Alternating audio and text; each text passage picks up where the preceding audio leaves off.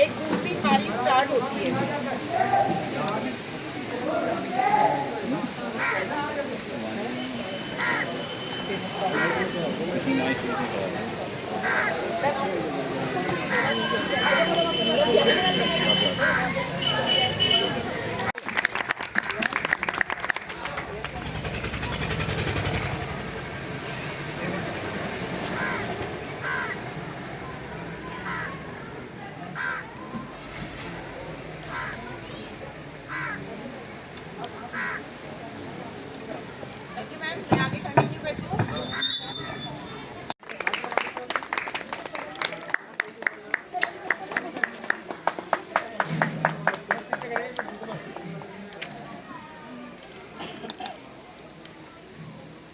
मैं सुदेश सर से आग्रह करूंगी। उपस्थित सभी शिक्षकगण और श्री रामपाल जी मास्टर जी, देखिए सेवानिवृत्ति जैसे जन्म और मृत्यु सत्य है, वैसे सरकारी सेवक के लिए सेवानिवृत्ति भी एक सत्य है। एक दिन जिस दिन नियुक्ति होती है उस दिन विभाग में हमारा जन्म होता है, और जिस दिन सेवानिवृत्ति है उस दिन मतलब संस्था से जुड़े होने का, विभाग से जुड़े होने का अंतिम तिथि होती है।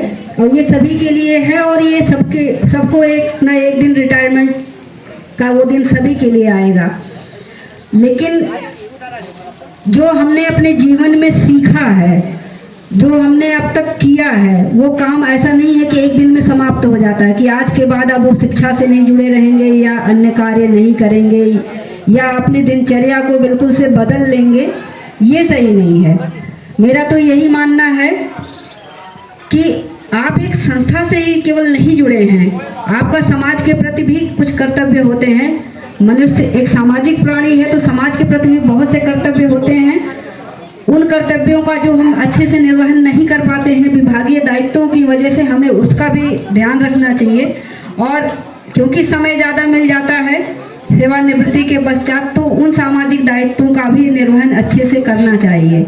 और आपने जो अपने पूरा जीवन पर्यंत शिक्षण कार्य किया है, आपका इच्छा है तो आप अभी भी विद्यालय में, आपका पूरी तरह से स्वागत है। उसी तरह से आप आइए विद्यालय में और शिक्षण कार्य करिए।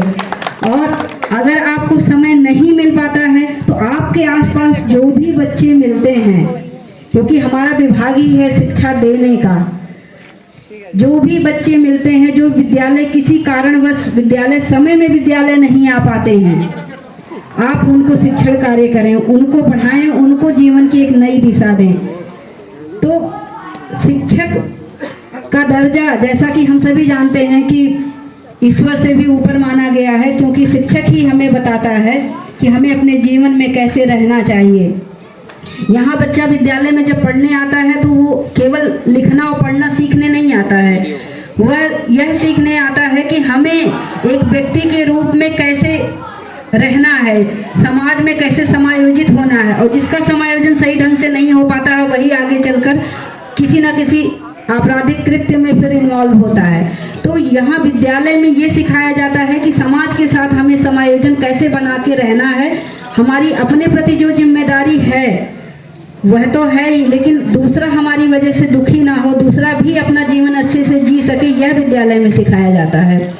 तो केवल लिखना पढ़ना ही नहीं विद्यालय में होता है, लिखाई पढ़ाई ही नहीं होती, इसके अलावा उठना बैठना, कैसे किसी के साथ बात करना है, क्या व्यवहार रखना चाहिए, अपने बड़ों के साथ, छोटों के साथ कैसा व्यवहार होना चाहिए, ये सारी चीज़ें सिखाई जाती है। तो शारीरिक विकास के लिए जैसा कि खेल वगैरह का आयोजन किया जाता है, वैसे अच्छा एक मस्तिष्क विकास करे, उसमें सही चीज़ें सीखे, सबके साथ कैसे समायोजन करना है बच्चा, यह भी सीखता है। तो एक शिक्षक होने के वजह से एक रिटायरमेंट के बाद भी हमारी नैतिक जिम्मेदारी बनती है कि हम जहाँ भी रहें वहाँ अपना यह कार्य, यह पुनीत कार्य करते रहें।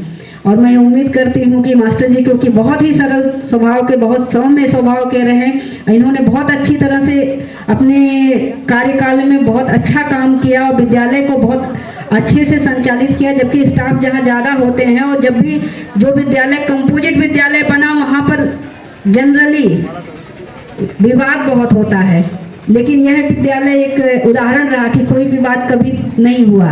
आपस में इन्होंने बहुत अच्छा सबके साथ समायोजित किया, टीचर्स को बहुत अच्छे से रखा कि कोई भी बात की स्थिति नहीं रही और विद्यालय बहुत अच्छे से संचालित किया।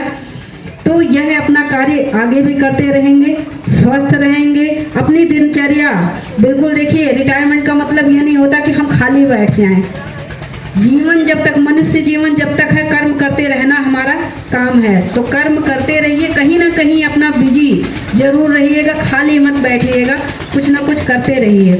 तो इसी उम्मीद के साथ, इसी अपेक्षा के साथ अपने स्वास्थ्य का भी ध्यान रखेंगे और अपना जो समाज के प्रति जो दायित्व है उसका भी निर्वहन अच्छे से करेंगे और परिवार के प्रति जो दायित्व है उसको भी अच्छे से निर्वहन करेंगे। धन्यवाद।